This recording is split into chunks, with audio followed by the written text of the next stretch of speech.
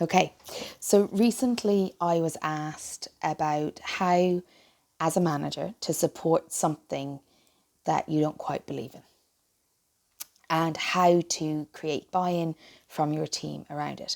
And when I was asked, I couldn't find any resources that dealt with this directly. And I was quite fascinated because the reality is when we work in organisations, not everything that it's our job to lead out on is something we agree with.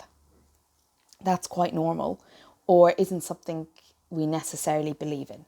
And that is because hopefully a collective decision has been made, or a request from the top has been made. And we're then in a position, because that's what we're paid to do, in a position to bring this over the line. I suppose one thing I would say is if you don't believe something in it and you're being asked to bring it to your team, it's really about working out what your resistance is and working out how you can create your own buy-in if you can. Now, if you can't, if you're staying somewhere and you can't create buy-in to what the piece of work is or to where an organisation is going or to how things are, then it can be really, really hard to manage others. And at that point, I would always say to a manager, it's about doing your own work, about figuring out where you're at in yourself and about what is playing out for you in this situation and in the role. Because there are times where it's not about what you want, but if it's really bothering you, there's something in that for you to look at. And it's very likely at times that you're also sensing something that's going to come up in the team.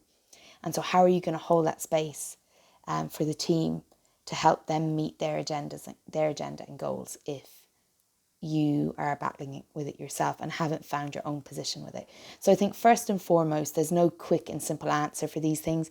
This is far more complex. It depends what you're being asked to do, why you're resistant to it, why you're unsure about how to bring it to your team, why you're bringing it to your team. And all of those things would influence how you process this situation and handle it. But what you can definitely do is get some coaching and support yourself around what's happening for you so that you're in the best position to do your job without necessarily feeling like you're working against yourself. And that's worth thinking about. So that's the practical part. Here's the bigger picture. If we are in an organisation that is that we do not believe in and do not feel connected to, it is very, very hard to create a leadership within that, or to create a vision with your team, or to maintain buy-in, because what happens is our own cynicism becomes what we're utilising to lead with. And we may have to then start shutting down from how we're feeling to continue doing what we're being asked to do so that we can maintain the job.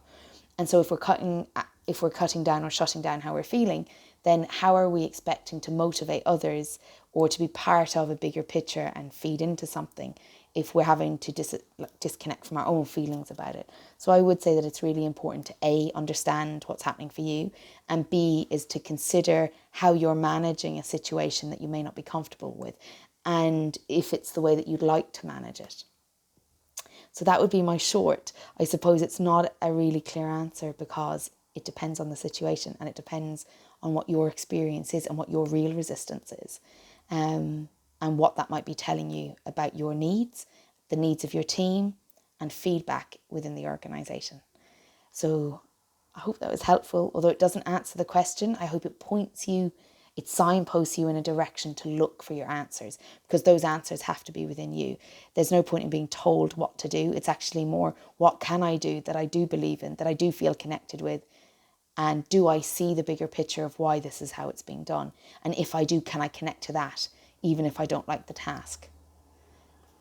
It's a journey. It's not as simple as the right or wrong thing to do, but it is a journey. So let me know if you have any other questions, and anybody else listening, if you have any questions around these things, do DM me or pop me a message to info@sheilawalsh.com. Okay, I look forward to hearing from you.